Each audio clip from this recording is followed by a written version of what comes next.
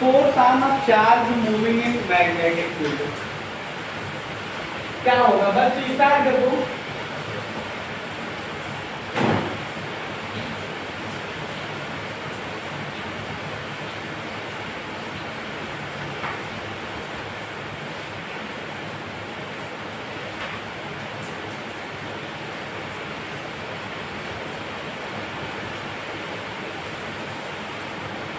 Force on charge moving in magnetic field, जब कोई charge particle magnetic field में move करेगा तो उस पे फोर्स कितना लगेगा?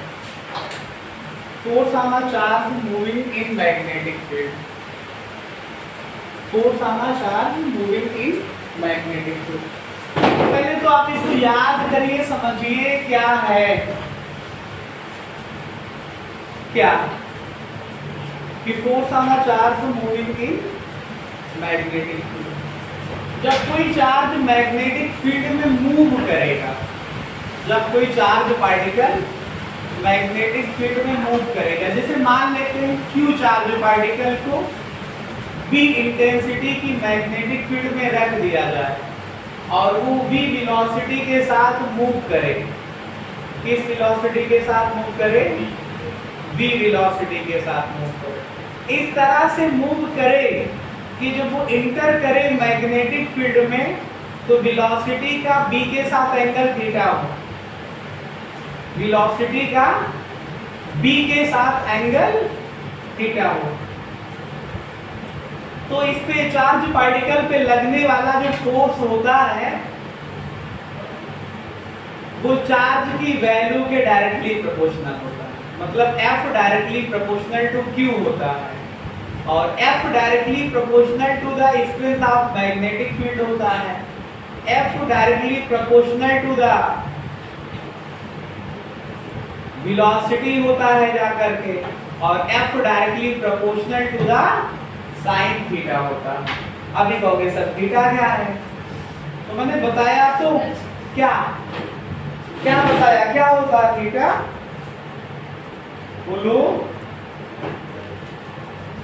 मैंने कहा कि जैसे कंसीडर करो, थोड़ी देर के लिए एग्जांपल के थ्रू इसको मैं सेट कर रहा हूं आपको समझाने के लिए कि जैसे मान लो ये बी मैग्नेटिक फील्ड की डायरेक्शन है, कोई चार्ज पार्टिकल है ऐसे इंटर करता है, इसमें चार्ज पार्टिकल यहाँ पे क्यू एंट्री कर रहा है, किस वेलोसिटी के साथ? v वेलोसिटी के साथ। एंगल कितना बनाता है? v के साथ थीटा बनाता है।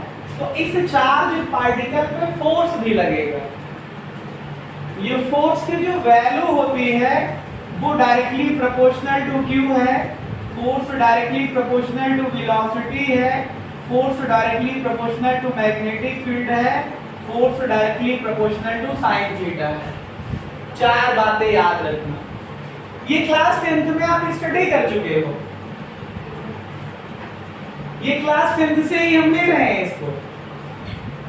क्या? जब कोई चार्ज पार्टिकल मैग्नेटिक फील्ड में इंटर करता है v वेलोसिटी के साथ और वेलोसिटी जो है मैग्नेटिक फील्ड के साथ थीटा का एंगल बना रही है, तो उस पे लगने वाला जो फोर्स होता है F directly proportional to Q होता है, F directly proportional to V होता है, F directly proportional to B होता है, F directly proportional to sine theta होता है। इन सबको मिलाओगे तो F directly proportional to Q V B sine theta होता है। डायरेक्टली प्रोपोर्शनल का साइन हटाओगे, कांस्टेंट आएगा, क्या लिखा मैंने? जिसे प्रोपोर्शनलिटी कांस्टेंट कहा जाएगा। कौन सा कांस्टेंट? इस प्रोपोर्शनलिटी कांस्टेंट की वैल्यू एक्सपेरिमेंटली निकाली गई तो 1 आई। क्या आई है? 1 आई है। तो F की वैल्यू फिर क्या आ जाती है? Q V B और साइन थीटा। क्या आ जाती है? Q V B और साइन थीटा। तो जब कोई चार्ज पार्टिकल मैग्नेटिक फील्ड में लगता है ना, तो उस पे फोर्स की डायरेक्शन क्या होती है?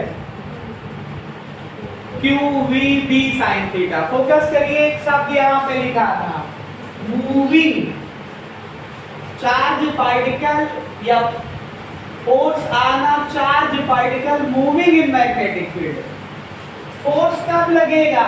चार्ज पार्टिकल होना चाहिए, वो मूव करना चाहिए, वो भी कहां पे, मैग्नेटिक फील्ड में, तो मैग्नेटिक फोर्स लगेगा जाकर के।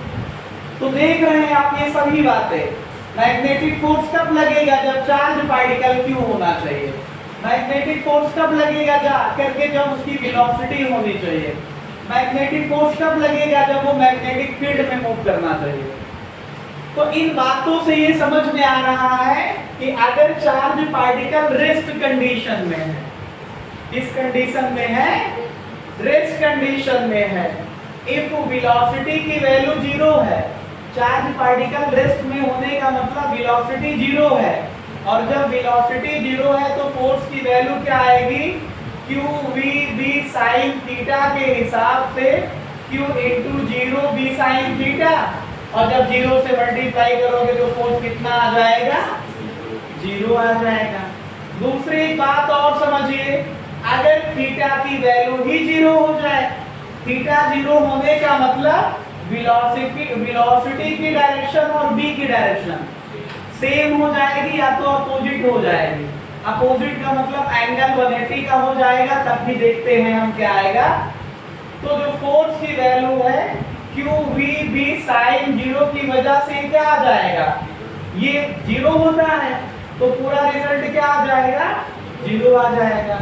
अगर थीटा की वैल्यू 180 ले लें हम, मतलब वेलोसिटी ऐसे है तो मैग्नेटिक फील्ड ऐसे है, तो साइन 180 भी 0 होता है, तो उस केस में भी फोर्स की वैल्यू क्या होगी, 0 होगी जाकर के।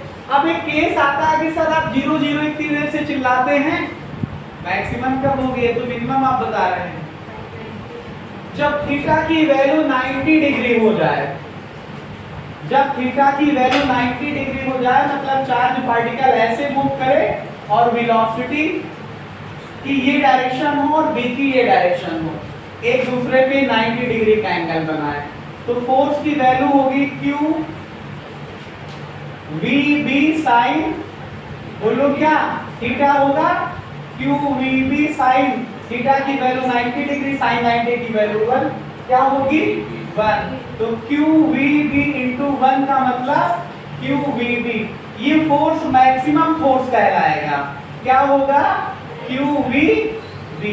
कहोगे सर ये मैक्सिमम क्यों हो गया, क्योंकि इसमें q v b तो बदल नहीं रहा है, आपके इस केस को हम एंगल बदलवा रहे हैं, जब एंगल चेंज हो तो साइन 90 की वैल्यू मैक्सिमम होती है, इस वजह से जब थीटा की वैल्यू 90 डिग्री होगा तो फोर्स की वैल्यू क्या होगी, मैक्सिमम होगी जाकर के, क्या होगी, मैक्सिमम होगी। ठीक है, इतना समझ लो, कैलकुलेट कर लो।